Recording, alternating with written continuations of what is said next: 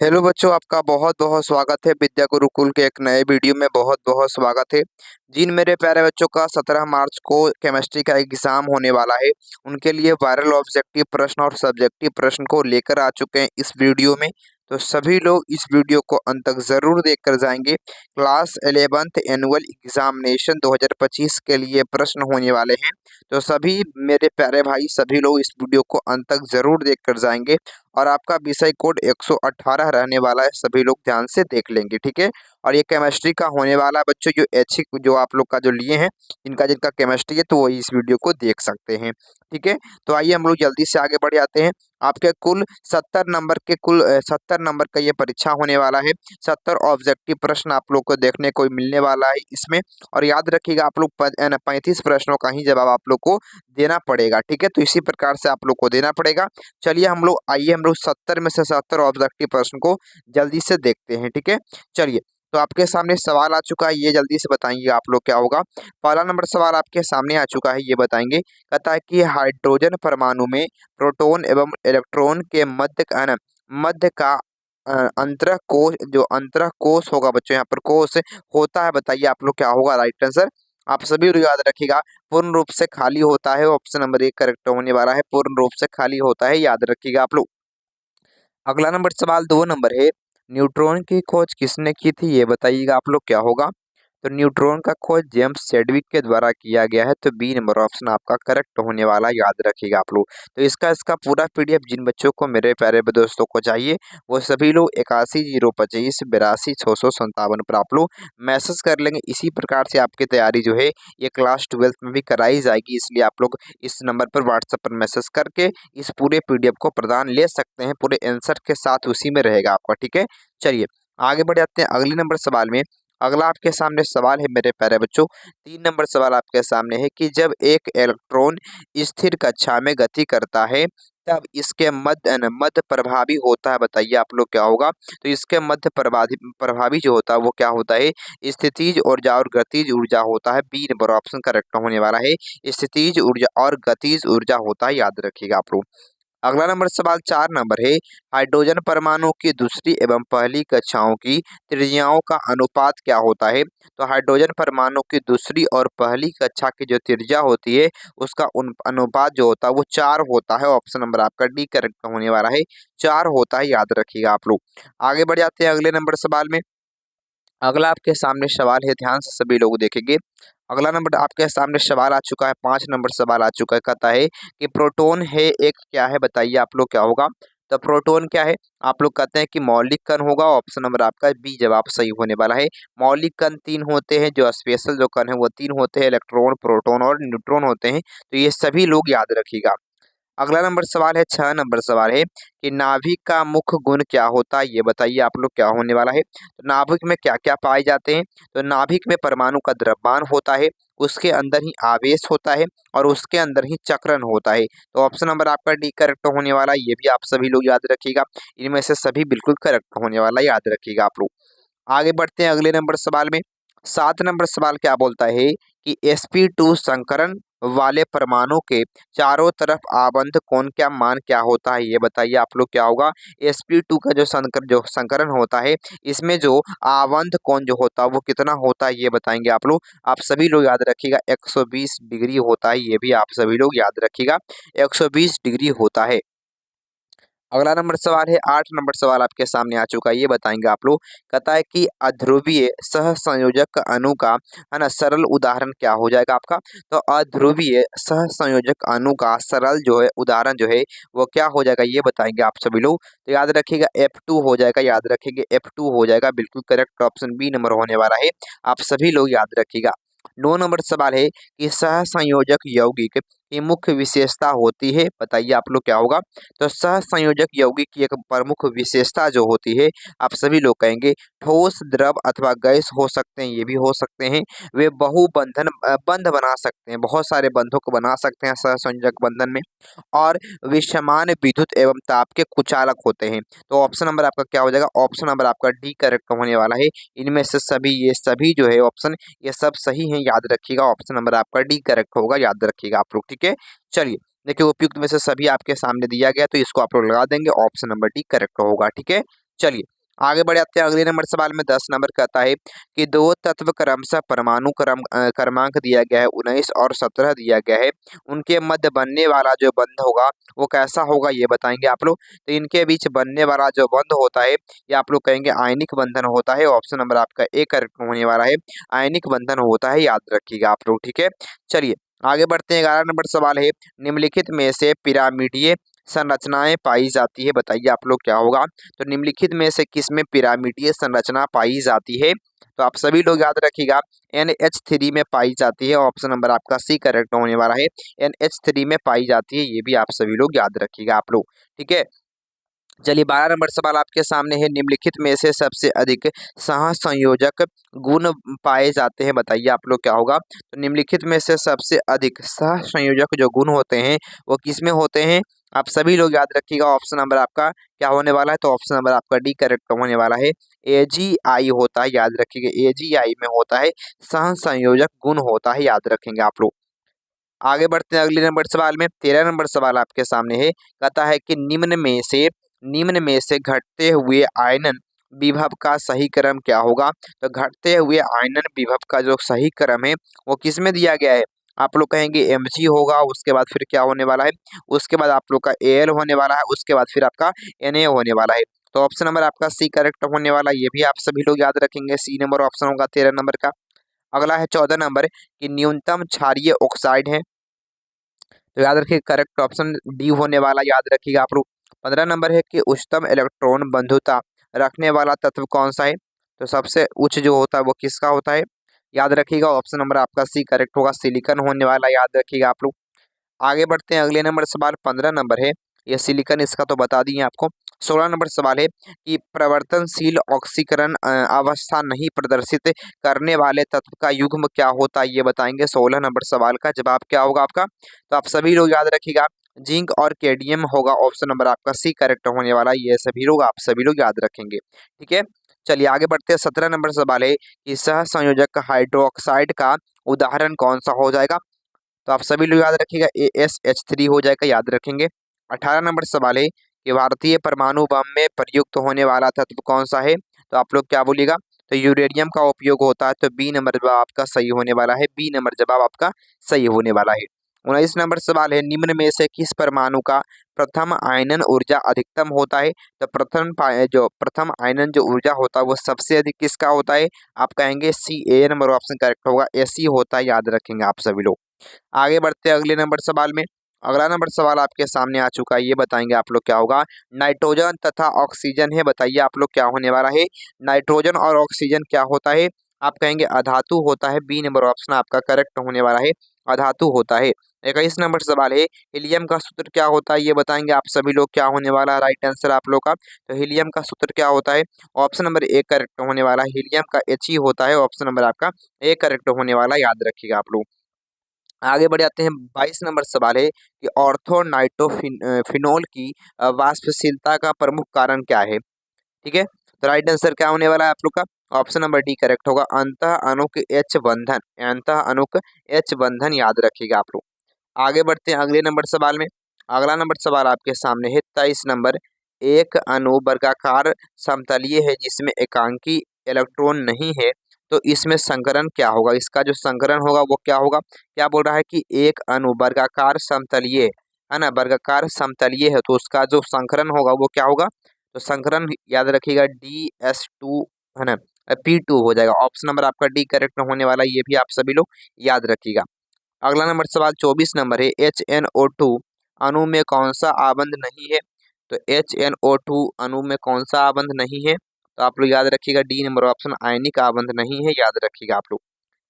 आगे बढ़ जाते हैं अगले नंबर सवाल में 25 नंबर कि जल का एक अणु कितने हाइड्रोजन बंधन से बना हुआ होता है, ये बताएंगे आप लोग क्या होगा राइट आंसर। तो उसमें कितने हाइड्रोजन बंधन होते हैं, तो आप सभी लोग याद रखिएगा 4 होते हैं, ऑप्शन नंबर आपका डी करेक्ट होने वाला है, याद रखिएगा आप लोग। आगे बढ़ जाते हैं। 25 नंबर सवाल आपके सामने है कि जल का एक, ये तो हो गया ना, चलिए 25 नंबर सवाल हो गया। अगला नंबर सवाल है 26 नंबर है कि सबसे निर्बल है ना, सबसे निर्बल आवंत कौन सा है, सबसे निर्बल आवंत कौन सा है ये बताएंगे। तो याद रखिएगा ऑप्शन नंबर आपका डी करेक्ट होने वाला है, वॉन्डर बॉल बल जो होता है वो सबसे क्या होता है, कमजोर होता है, याद रखेंगे। अगला नंबर सवाल आपके सामने है 27 नंबर सवाल है, कहता है कि शून्य द्विध्रुव आघूर्ण वाला अणु कौन सा है। तो शून्य द्विध्रुव आघूर्ण वाला जो अणु है वो कौन सा है। आप सभी लोग याद रखिएगा, सी नंबर ऑप्शन SiF4 होता है। SiF4 होता है, याद रखिएगा आप सभी लोग। आगे बढ़ते हैं अगले नंबर सवाल में। अगला है 28 नंबर सवाल आपके सामने कि केंद्रीय परमाणु का संकरण किसमें sp3 होता है। बताइए आप लोग क्या होगा। तो केंद्रीय परमाणु का संकरण किसमें sp3 होता है। तो आप सभी लोग याद रखिएगा, ऑप्शन नंबर आपका ए करेक्ट होने वाला है, PCl3 होता है। PCl3 होता है, याद रखेंगे आप लोग। 29 नंबर सवाल है कि प्लास्टर ऑफ पेरिस का सूत्र क्या होता है। तो प्लास्टर ऑफ पेरिस का जो सूत्र होता है वो क्या होता है। तो CaSO4 और हाफ H2O। तो राइट आंसर क्या होने वाला है इसका, सी नंबर ऑप्शन करेक्ट होगा, याद रखिएगा आप लोग। 30 नंबर सवाल है कि ब्लीचिंग पाउडर CaCl2 की उपस्थिति में देता है। तो क्या देता है ब्लीचिंग पाउडर, जहाँ पर CaCl2 उपस्थित रहता है वहाँ पर क्या देता है। तो आप सभी लोग याद रखिएगा, ऑक्सीजन गैस देता है। ऑप्शन नंबर आपका ए करेक्ट होगा, क्योंकि ब्लीचिंग पाउडर का जो सूत्र होता है वो ध्यान से देखेंगे आप लोग। तो CaOCl2 होता है, यहाँ पर ऑक्सीजन दिया गया है और ऑक्सीजन इससे बाहर निकल जाता है। ठीक है, चलिए 31 नंबर सवाल है कि कैल्शियम का आवर्त सारणी के अंतर्गत आवर्त में है। बताइए आप लोग क्या होगा राइट आंसर आप लोग का। तो कैल्शियम किस आवर्त में है, किस आवर्त में है ये बताएंगे आप लोग। तो राइट आंसर क्या होगा आपका, आप सभी लोग याद रखिएगा आप सभी लोग कि चतुर्थ।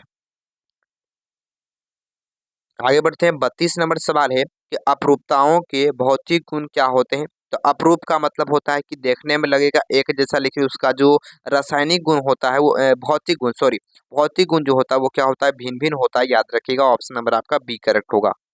33 नंबर है, प्रयोगशाला में ऑक्जेलिक अम्ल पर H2SO4 की अभिक्रिया कराने पर क्या बनता है। ठीक है, तो H2SO4 से अभिक्रिया कराते हैं किसको, ऑक्जेलिक अम्ल को कराएंगे अभिक्रिया, तो क्या बनेगा। तो आप सभी लोग याद रखिएगा, ऑप्शन नंबर एक करेक्ट होगा, कार्बन डाइऑक्साइड गैस बनता है, याद रखेंगे आप लोग। लास्ट में आपको सब्जेक्टिव भी बताने वाला है, इसलिए सभी लोग वीडियो को अंत तक जरूर देखेंगे। अगला है आपके सामने कि कोल गैस में मीथेन कितना परसेंट होता है। तो कोल गैस में मीथेन जो है उसकी मात्रा कितनी होती है, 30% होती है, याद रखिएगा आप लोग, 30% होता है। अगला है कि वाटर गैस मिश्रण है। बताइए आप लोग क्या होगा। तो वाटर गैस किसका मिश्रण है, आप लोग याद रखिएगा, CO और H2 का। ऑप्शन नंबर बी करेक्ट होगा। 36 नंबर है, निम्नलिखित में से कौन सा ऑक्साइड अम्लीय है ये बताएंगे आप लोग। तो कौन सा ऑक्साइड अम्लीय होता है, आप लोग कहेंगे B2O3 होता है, B2O3 होता है, याद रखिएगा आप लोग। आगे बढ़ते हैं अगले नंबर सवाल में। एक अयुग्मित इलेक्ट्रॉन की उपस्थिति के कारण मुक्त मूलक क्या होते हैं। ठीक है, मुक्त मूलक क्या होते हैं। तो राइट आंसर क्या होने वाला है इसका, आप लोग याद रखिएगा, रासायनिक सक्रिय सक्रिय होते हैं। ऑप्शन नंबर आपका ए करेक्ट होगा, रासायनिक सक्रिय होते हैं। चलिए आगे बढ़ते हैं अगले नंबर सवाल में।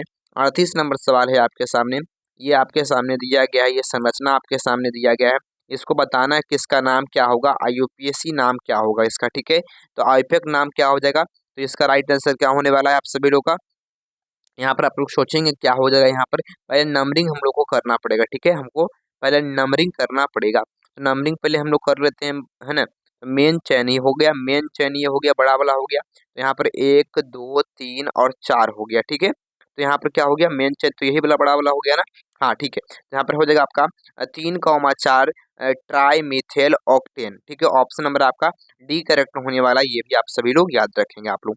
चलिए आगे बढ़ जाते हैं अगले नंबर सवाल में।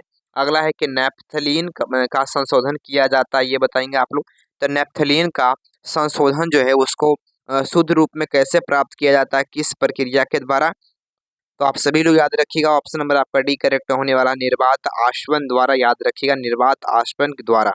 40 नंबर है कि कागज वर्ण लेखिकी में है। बताइए आप लोग क्या होने वाला राइट आंसर 40 नंबर का, आप सभी लोग याद रखिएगा, दोनों प्रास्तात्व द्रव है। ऑप्शन नंबर आपका क्या हो जाएगा, सी नंबर ऑप्शन करेक्ट होने वाला है, याद रखिएगा आप लोग। आगे बढ़ते हैं अगले नंबर सवाल में। अगला है आपके सामने दिया गया है कि एक कार्बनिक मिश्रण में 4 अवयव दिए गए हैं आपके सामने। एक विलायक में इसकी वैलेंता का क्रम ABCD, मतलब क्या है, बढ़ते क्रम में है, ये घटते क्रम में है। इस विलायक में क्रिस्टलन पर कौन सा यौगिक सबसे क्रिस्टलीय होगा, सबसे अधिक क्रिस्टलीय कौन सा यौगिक होगा, इसलिए याद रखिएगा आप लोग ऑप्शन नंबर आपका ए करेक्ट होने वाला, याद रखेंगे। जिसका विलेयता सबसे अधिक है, जिसका विलेयता सबसे अधिक है, सबसे अधिक ए का है, सबसे अधिक किसका है तो ए का है, इसलिए इसी का जो क्रिस्टलीय रूप होगा वो सबसे बड़ा होगा, सबसे अच्छा होगा। ठीक है, चलिए 42 नंबर सवाल आपके सामने आ चुका है। कहता है कि एक कार्बनिक क्रिस्टल की शुद्धता की परख की जाती है। कार्बनिक यौगिक जो है वो कार्बन जो क्रिस्टल है वो कितना शुद्ध है उसकी जांच कैसे किया जाता है। तो आप सभी लोग याद रखेंगे आप लोग कि गलनांक निर्धारण से, मतलब उसको गला कर कि कितना डिग्री पर गल रहा है, जितना अधिक ताप पर गर्म होगा मतलब गलेगा, उसका मतलब उतना ही वो बेहतर है, अच्छा शुद्ध है। ठीक है, चलिए आगे बढ़ जाते हैं अगले नंबर सवाल में। अगला आपके सामने सवाल आ चुका है कि नमक तथा नौशाद के मिश्रण को पृथक करने के लिए किस विधि का उपयोग होता है। ठीक है, तो किस विधि का उपयोग करते हैं नमक और नौशाद को अलग अलग करने में। ठीक है, तो याद रखिएगा आप लोग बी नंबर ऑप्शन करेक्ट होगा, उद्धव पातन का उपयोग करते हैं, याद रखिएगा उद्धव पातन का। अगला नंबर सवाल है कि वह ताप जिस पर कोई पिघल कर द्रव अवस्था में बदल जाता है, ठोस जो है वो द्रव अवस्था में बदल जाता है, उसको क्या बोलते हैं। तो उसको हम लोग बोलेंगे क्या, ठोस से द्रव में बदल रहा है, इसको गलनांक बोलते हैं। ऑप्शन नंबर आपका ए करेक्ट होने वाला है। 45 नंबर है कि द्रवों के क्वथनांक निकालने में प्रयुक्त कठोर कांच की नलिका क्या कहलाती है। तो कठोर कांच की नलिका जो है वो थिस्टल की नलिका कहलाती है। ऑप्शन नंबर आपका सी करेक्ट होने वाला है, थिस्टल की नलिका कहलाती है, याद रखिएगा। ठीक है, चलिए आगे बढ़ जाते हैं। अब हम लोग के सामने आ चुका है, शॉर्ट क्वेश्चन आ चुका है, तो आप लोग को ये भी बनाना पड़ेगा मेरे प्यारे भाई। ठीक है, ये एनुअल एग्जाम है इसलिए आप लोग को लिखना पड़ेगा, जितना हम बता रहे हैं इतना लिख दीजिएगा, बहुत ही अच्छा अंक आपको प्राप्त हो जाएगा। ठीक है, चलिए देखिए यहाँ पर ध्यान से देखेंगे, यहाँ पर आप सभी लोग ध्यान से देखिएगा। ठीक है, चलिए तो पहला नंबर सवाल आपके सामने दिया हुआ रहेगा कि मोल को परिभाषित किया। मोल का परिभाषा आप लोग को लिखने के लिए कहेगा, तो आपको कैसे लिखना है। एक मोल होता है जैसे कि एक दर्जन, जिसमें दोनों ही क्या है विशुद्ध संख्या है। ठीक है, जिसमें कोई भी इकाई नहीं, यहाँ पर कहीं इकाई लगा हुआ है, दर्जन में इकाई नहीं लगा हुआ है। ठीक है, यह किसी भी प्रकार के मूलभूत पदार्थ की व्याख्या कर सकता है। पदार्थ जो परमाणु से बना हुआ होता है। मोल का प्रयोग केवल आणविक, परमाणविक और अंत आणविक कणों के माप के लिए ही किया जाता है। ठीक है, तो मोल का उपयोग कहाँ पर कर सकते हैं, हमेशा सभी जगह नहीं कर सकते। जैसे देखिए हम लोग दर्जन का उपयोग कब कब करते हैं, है ना, अधिकतर फल आर में करते हैं। ठीक है, उसी प्रकार से सभी जगह नहीं करते। अब हम चावल आने के लिए गए तो दर्जन नहीं बोल सकते हैं कि एक दर्जन चावल दीजिए। ठीक है, उसी प्रकार से यहाँ पर क्या हो गया कि आणविक, परमाणु और अंत आणविक कणों के लिए ही इसका उपयोग किया जाता है। तो ये जो हमको लाइन है ये बहुत ही ज़्यादा मस्त है, इसलिए इसको आप लोग जरूर लिखने का प्रयास करेंगे, इसको बहुत ही अच्छे तरीके से। ठीक है, चलिए अगले नंबर सवाल में, अगला नंबर सवाल आपसे पूछेगा, 2 नंबर सवाल पूछेगा कि गैसीय आयतन का नियम क्या है। गैसीय आयतन का नियम क्या है, तो आप लोग क्या लिखेंगे, तो कहेंगे नियम कहता है कि जब जब भी गैस के एक साथ क्रिया करती है तो वो ऐसे आयतन के संयोजन में करती है जिसमें वो एक दूसरे के लिए एक सरल पुनः संख्या अनुपात और उत्पादों के साथ भी होते हैं यदि वे गैसीय रूप में होते हैं। ठीक है, तो ऑप्शन नंबर आपका क्या हो जाएगा, तो ये आप लोग इतना लिख दीजिएगा, आप लोगों का बहुत ही अच्छे तरीके से ये सही हो जाएगा। ठीक है, चलिए आगे बढ़ जाते हैं। इसको देखिए आप सभी लोग, तीसरा नंबर सवाल आपसे पूछेगा, ये क्लास से 10th में आप लोगों ने इसके बारे में पढ़ा है कि ऑक्सीकारक और अपचायक के एजेंटों में दो दो उदाहरण दीजिए। इसके दो दो उदाहरण लिखना है तो उदाहरण लिख सकते हैं, या परिभाषा दोनों का लिख दीजिएगा, तो बात बराबर है तो वो हो जाएगा। ठीक है, तो याद रखिए आप लोग, देखिए वे पदार्थ इसका ऑक्सीकरण होता है उसको क्या बोलते हैं, तो अपचायक बोलते हैं। अपचायक है बच्चों, सॉरी। ठीक है, यहाँ पर अपचायक है और ऑक्सीकारक है। ठीक है, तो पहले हम लोग अपचायक के बारे में लिख दिए हैं, ऐसे आप लोग आगे पीछे करके लिख सकते हैं। हम लोग फिर उसके बाद ऑक्सीकारक के बारे में लिख दिए हैं, तो हम लोग आगे पीछे करके लिख सकते हैं। ठीक है, तो आप लोग इसको स्क्रीनशॉट जरूर ले लीजिएगा, आपको है ना थोड़ा दिक्कत होगा तो आप लोग ले सकते हैं स्क्रीनशॉट। ठीक है, चलिए 4 नंबर सवाल है न्यूलैंड्स का अर्थशक नियम। ये तो आपको जरूर 100% ये प्रश्न आएगा आप लोग का, तो इसको लिख दीजिएगा, ये बहुत ही हल्का प्रश्न है। न्यूलैंड्स का अष्टक नियम यह कहता है कि 8वां तत्व पहले तत्व के गुण के बराबर होता है। ठीक है, 8वां जो तत्व का जो गुण मिलेगा वह पहला तत्व के गुण के बराबर मिलेगा। साल 1864 में वैज्ञानिक जॉन अलेक्जेंडर न्यूलैंड्स के द्वारा यह बताया गया था। रासायनिक तत्वों को बढ़ते क्रम में उन्होंने सजाया, परमाणु भार के अनुसार सजाए थे, व्यवस्थित किया। तब उन्हें समझ में आया कि हर 8वें तत्व का गुण जो वो पहले तत्व से मिल रहा है। इसी को हम लोग क्या बोलते हैं, न्यूलैंड्स का अर्थशक नियम बोलते हैं। ठीक है, चलिए आगे बढ़ते हैं अगले नंबर सवाल में। 5 नंबर है इलेक्ट्रॉन की निर्जन निर्जन जोड़ी से आप क्या समझते हैं? तो इलेक्ट्रॉन की निर्जन जोड़ी से आप क्या समझते हैं, इतना आप लोग लिख दीजिएगा, बहुत ही अच्छा अंक प्राप्त हो जाएगा आपको। चलिए आगे बढ़ जाते हैं अगले नंबर सवाल में। अगला आपके सामने पूछेगा किसी द्रव के वाष्प दाब से आप क्या समझते हैं? तो वाष्प दाब के बारे में आप लोगों ने क्लास है ना 8 में पढ़ा था बच्चों, तो 8 का क्वेश्चन यहाँ पर 11th में भी आपका कुछ टॉपिक है, इसलिए आप लोग इसको लिख सकते हैं बहुत ही अच्छे तरीके से। आगे बढ़ जाते हैं अगले नंबर सवाल है, इसको आप लोग जरूर ध्यान से समझ लीजिएगा। स्थिर ताप पर गैस के दाब एवं घनत्व में क्या संबंध होता है? तो स्थिर ताप पर गैस का जो दाब होता है और घनत्व व्युत्क्रमानुपाती होता है। इसका मतलब यह है कि यदि गैस का दाब बढ़ता है तो गैस का घनत्व कम होगा, और यदि गैस का दाब कम होगा तो गैस का घनत्व बढ़ेगा। यही इन दोनों के बीच संबंध है। मतलब क्या हो जाएगा आपका, मान लीजिए कि गैस प्रोपोर्शनल क्या हो जाएगा, है ना, आपका सब जगह क्या पर दिया है, ये घनत्व दिया गया ना, तो घनत्व दिया गया तो कुछ भी लिख दीजिए, मान लीजिए एस लिख देते हैं, ठीक है। तो ये आपका सामने इस प्रकार से उसमें रहेगा, ठीक है। चलिए आगे बढ़ जाते हैं। तो चलिए 8 नंबर सवाल है आपके सामने कि अम्ल एवं क्षारक संबंधित लुईस के सिद्धांत को लिखिए। तो लुईस के द्वारा अम्ल और क्षार के बारे में बताया गया था कुछ सिद्धांत, उसके बारे में लिखना है। तो आप लोग इतना लिख दीजिएगा तो बहुत ही अच्छे तरीके से आपको सही हो जाएगा, ठीक है।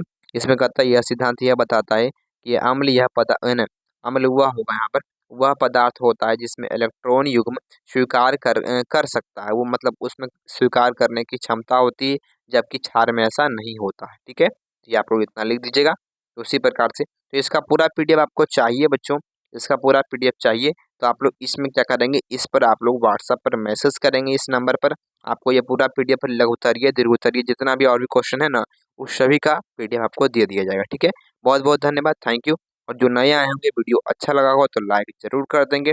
सभी लोग चैनल को सब्सक्राइब कर लेंगे ताकि इसी प्रकार से आप लोग की 12th की पढ़ाई भी शुरू हो चुकी है इसी चैनल पर, और सभी लोग आप लोग आकर पढ़ सकते हैं। बहुत बहुत धन्यवाद, जो थैंक यू।